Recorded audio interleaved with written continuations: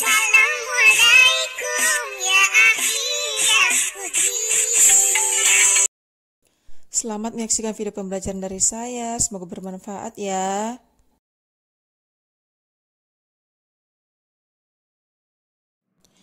Assalamualaikum anak-anak, apa kabar kalian hari ini? Waalaikumsalam bun, alhamdulillah kami semua baik-baik saja. Alhamdulillah, baiklah. Hari ini kita lanjut materi kita di materi Majapahit ya. Baik Bunda. Baik, sebelumnya sudah ada yang tahu informasi tentang Majapahit belum?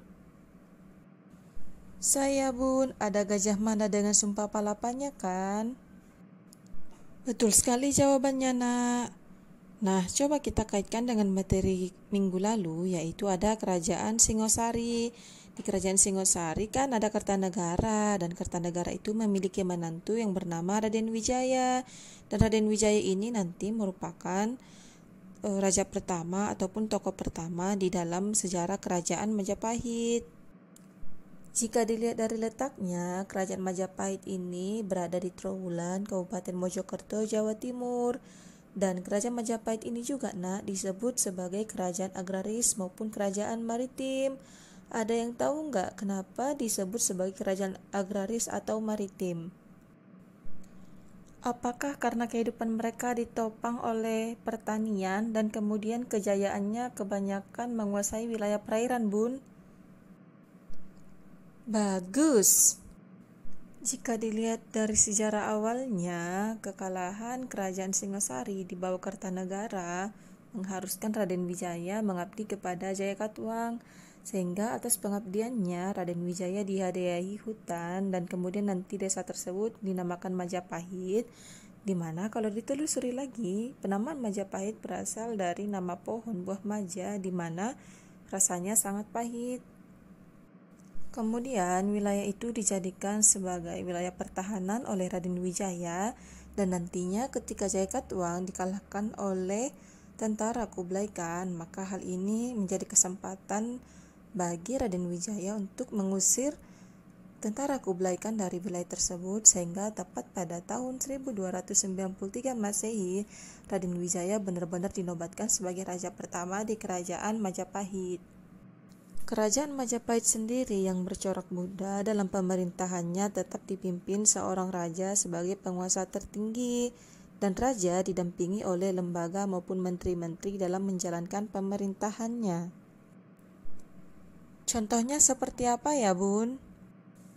Ada yang dinamakan Panom Narendra sebagai lembaga Dewan Penasihat, kemudian ada juga yang disebut dengan Paduka Batara sebagai para kepala daerah setingkat gubernur dan masih banyak lagi beberapa lembaga maupun pejabat-pejabat di kerajaan. Adapun di antara raja-raja yang terkenal memerintah di Kerajaan Majapahit ada Raden Wijaya maupun Hayam Wuruk. Pada masa pemerintahan Raden Wijaya, apa saja yang terjadi di Kerajaan Majapahit, Bun? Raden Wijaya dalam menjalankan pemerintahannya mendapatkan beberapa tantangan. Di antaranya adalah pemberontakan Ranggawale, yaitu pada 1295 Masehi, dan Lembu Sora pada 1300 Masehi.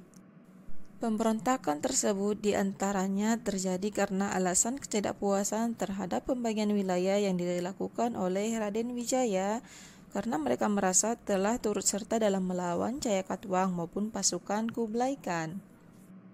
Adapun Gajah Mada turut serta dalam perkembangan kerajaan Majapahit sejak Ibu Hayam Wuruk memerintah, yaitu Tribhuwana Tunggadewi. Kebesaran nama Majapahit terbukti dengan perkembangannya di wilayah Nusantara maupun terdapatnya mitra kerajaan di luar Nusantara. Perkembangan paling pesat kerajaan Majapahit berada di bawah raja siapa, Bun? Dan bagaimana dia memerintah kerajaan Majapahit? Di bawah pemerintahan Hayam Wuruk, Nah, kalau kita lihat bagaimana kehidupan masyarakatnya, Masyarakat Kerajaan Majapahit merupakan masyarakat yang multikultural, sehingga keberagaman itu menjadikan Hayam Wuruk sering berdialog dengan masyarakatnya dan melakukan pendekatan dengan masyarakatnya. Selain melakukan perluasan wilayah, Hayam Wuruk juga memperhatikan pusat studi agama di wilayah kerajaannya. Dia mendirikan beberapa pusat pendidikan agama. Tidak hanya itu, karya sastra juga berkembang di masa ini, di mana kita kenal bermunculan beberapa karya seperti Negara Kertagama dan Sutasoma.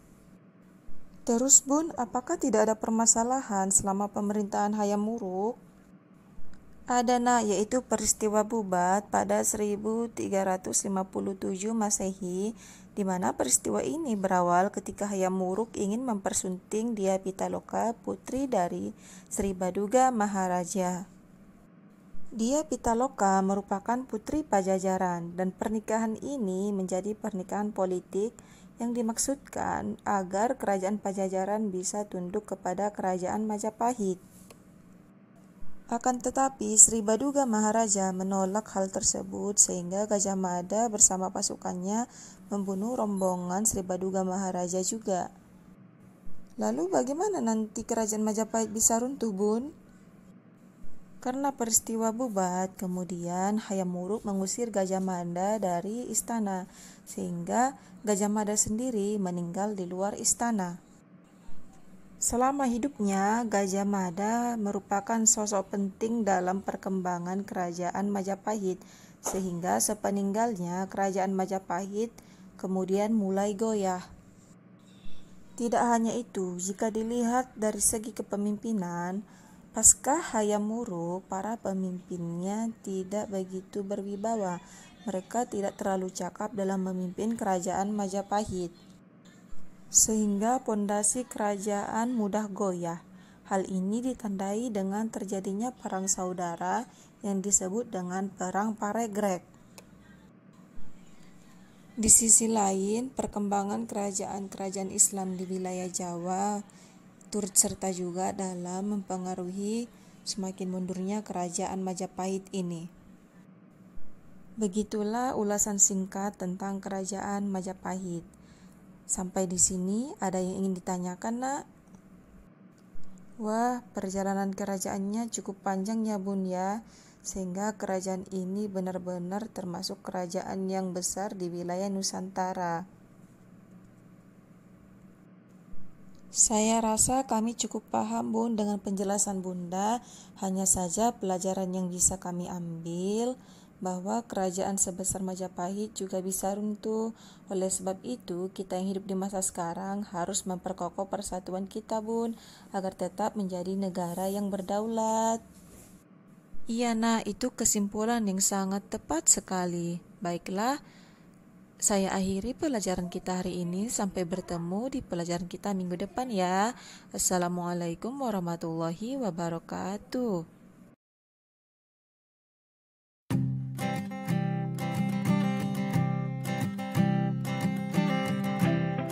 Keep a photograph in which we were in love, caught in your eyes, waiting for the sunrise.